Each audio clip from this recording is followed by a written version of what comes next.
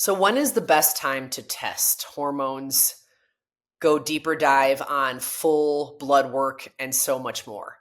This is a question I've been getting more often from women who are reaching out to me, wanting to learn more about their health, wanting to really get educated about their body and understand how to optimize their health for the long haul.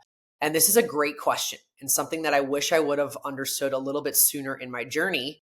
But I'm so grateful for the amazing experts and the doctors and practitioners I've been able to learn from and work with in order to help me really get a good grip on what matters for testing. When do you test? When do you want to really assess this in your personal health journey? And really, why does it matter? Why does testing matter? Well, the first thing is our bodies all have a unique optimized level, from vitamins and minerals to hormones to thyroid to cortisol to all the things. There are averages and ranges, but all our bodies have different levels where we feel really good, where we feel optimized. And one of the things I've shared along my journey is how much I wish I would have had data from when I felt amazing in my body after my third baby in 2018, beginning of 2019. That was a season where I felt on top of the world. My energy was through the roof. I felt lean. I felt just so good in my skin.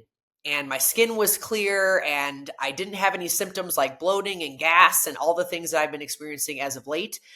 And I talk about all the time how I wish I would have had more data then. But you live and you learn and you know better and you do better. And so now this is information that I pass on to women all the time, especially for women who are maybe in their 20s, late 20s, 30s, mid 30s. Maybe you're just having babies. Maybe you are getting into this season of slowly inching towards mid 30s and midlife. If you are listening to this, this is my best advice. Go and get your testing done. Go and understand a baseline. Because when you have the data on how your body really is, when you feel really good and you feel more optimized, it will be really powerful information to have as your health evolves and changes over time. Because here's the truth. Every single one of us, our health is going to evolve and change. Every single one of us, we're going to have hormonal fluctuations. Every single one of us is going to have differences as we grow older. And so this is one of the most profound things we can do for our wellness is continuing to get comprehensive blood work to understand where our bodies are at. So why does it matter? So you can start to optimize your wellness. And if you are in a place where you don't feel great, this is also where you start. Really diving in to get comprehensive testing done to understand vitamins, minerals, thyroid, hormones, and so much more. And when you have more data, that's how you can start to create the strategy around what is the unique wellness path you can put together in order to really help yourself start to feel better. So one of the things that's most important for women when it comes to when to test is the timing around your cycle. So if you are a cycling female, you want to be tracking your cycle. And I talk about this often, but it's really one of the key factors to our vitality. Like, how is our body functioning? What's happening with our hormones? We can see a lot of that data based on tracking our cycle. So make sure you're tracking your cycle. If you are tracking your cycle, and you typically have around a 28-day cycle, then the best days to test, especially if you're including hormones like progesterone, estrogen, testosterone, etc., you want to be testing around days 19 to 21 of your cycle. This matters. I've had women come to me and I've heard stories about how women had their hormones tested and they were really bizarre numbers. And then we talk about when they actually got it tested and they have no indication of when they got it tested related to their cycle, no idea where they're at. And that makes a difference. Our hormones fluctuate very specifically based on different phases of the cycle. And so if you want to know something like your hormone levels, you want to be testing between days 19 to 21. Now, if you have irregular cycles, or if you're, your cycles are 21 days and then 36 days and then 22 days and then 29 days, like mine are, the most powerful thing you can do is try to track your ovulation. You can do this through your body temperature. You could do this through ovulation strips. Some people use something like the Mira wand, and that actually can test out when you are potentially ovulating, etc. But once you ovulate, You want to essentially try to get your blood tested within 5 to 7 days after you catch ovulation. So that is another way to kind of see how do you get the most accurate picture of where your hormones are at. It's kind of a little bit of a dance, especially in perimenopause. And if you are not cycling, obviously it's different. But this is the biggest and most powerful information you can learn as far as when to test related to your hormones, because this matters for us as women. The second big thing is thinking about, we'll get back to our conversation shortly after this message. If you are an overwhelmed and completely confused mom who just wants a simplified, easy to follow, and understandable plan when it comes to their health and wellness journey, then you're in the right place.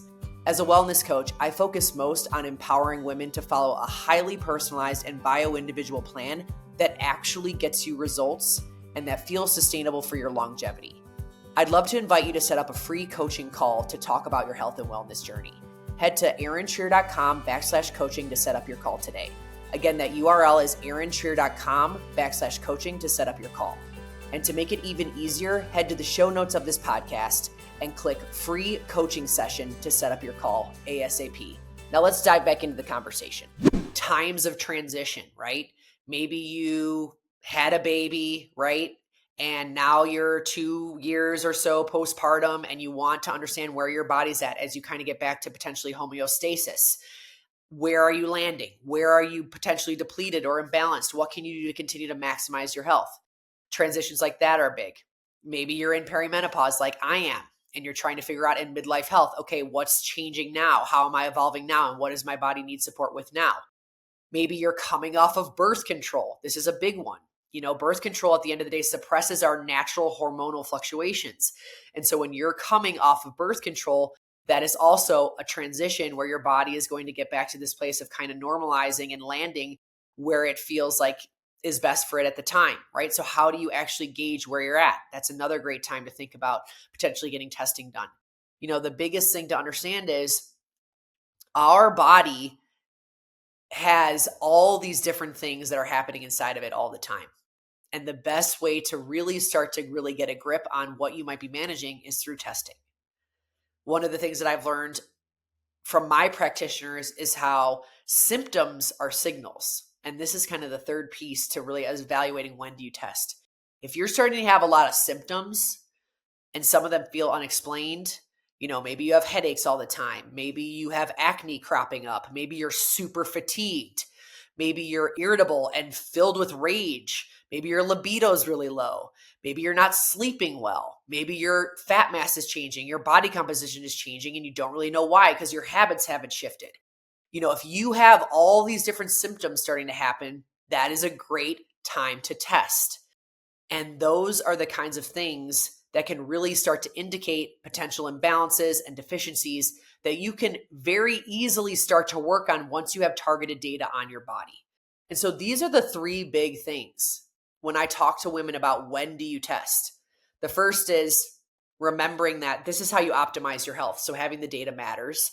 Timing matters if you're a cycling female. You want it to be 19 to 21 or about 5 to 7 days after ovulation if you have irregular cycles. Thinking about times after transitions, after pregnancy, in perimenopause, after coming off birth control, things along those lines. And then if you have symptoms coming up, the best thing you can do for your health is starting to get targeted testing done. Instead of guessing, testing is how you can actually start to come up with understanding consistent patterns. I really believe that my health is so significantly better now than it was 3 years ago because I've been diving into testing consistently, because I've been learning from different practitioners, because I've been dedicating time to getting educated and learning about how do I optimize what my body needs. There's so many different tests you can do. Absolutely. I've talked about different tests I've done personally. I think one of the best things you can do out of the gate is baseline blood work, comprehensive baseline blood work, starting there and then moving from there to more based on where your blood work potentially is. There's a difference between optimal and normal. And this is one of the things that I like to educate on when it comes to testing as well, because I've had women come to me and say, well, all of my labs look normal. And I've had women say, my doctor said all of my labs look normal, but I still don't feel good, but I still have symptoms, but I still know that I need something to support me because I'm not feeling great. That's because there's a difference between optimal and normal when it comes to labs. And when it comes to testing, it's really important to work with a practitioner that understands optimal levels. At the end of the day, every practitioner has a different scope of knowledge and a different scope of practice. And so even traditional doctors like GPs and OBGYNs, they have so many incredible things that they are gifted in. Some of them don't necessarily have the knowledge related to hormones and optimized hormone levels and optimized levels of thyroid and optimized level of metabolic health and so much more. And that's okay. It's just understanding that every single practitioner has different gifts and different things that they may be able to understand as far as optimized level go. And that's why I want to empower you to understand that it's really important to make sure you're working with a coach who understands that there are different ways to interpret testing and different ways to really unpack, like, how do you get into optimizing your wellness for your longevity? And that's what I do as a functional health coach and inside of the work that I do in my coaching programs and so much more. So if you ever have questions about how do I test, where do I test, what do I test for, please send me a note anytime. Testing is something that I am starting to do more inside of my coaching programs with my clients, which I am super excited about. It's been really interesting to continue to pull in the targeted data so we can continue to strategically put together a health plan that becomes even more bio-individual to their needs. And so I want you to really think through, if you are in a place where you want to test, how do you start taking those steps? Because this can be one of the biggest and best blessings for your health as you continue to make sense of how do you support yourself for the long term and as your health continues to evolve, because all of our bodies are changing in every season and there's so much value we can get from targeted testing. Thank you so much for tuning in to today's episode. I know balancing time and energy can be a challenge, and I'm so proud of you for listening in and investing in your wellness journey. I feel incredibly grateful to connect with you and for the opportunity to share more knowledge, stories, and encouragement related to all things wellness. I would love to hear how this podcast has served you. If you enjoyed today's episode, please subscribe and leave a review on either iTunes or Spotify. Your support truly means the world to me and helps me reach more women just like you and me who are looking to transform their health from the inside out. Plus, when you share this episode with a friend, we invite more women in to learn alongside us. What a gift. Remember, knowledge is power, and the more we know, the better we can do. For ourselves, for our families, and our future. Well done on taking the step towards a healthier, happier you. Until next week, stay empowered and stay well.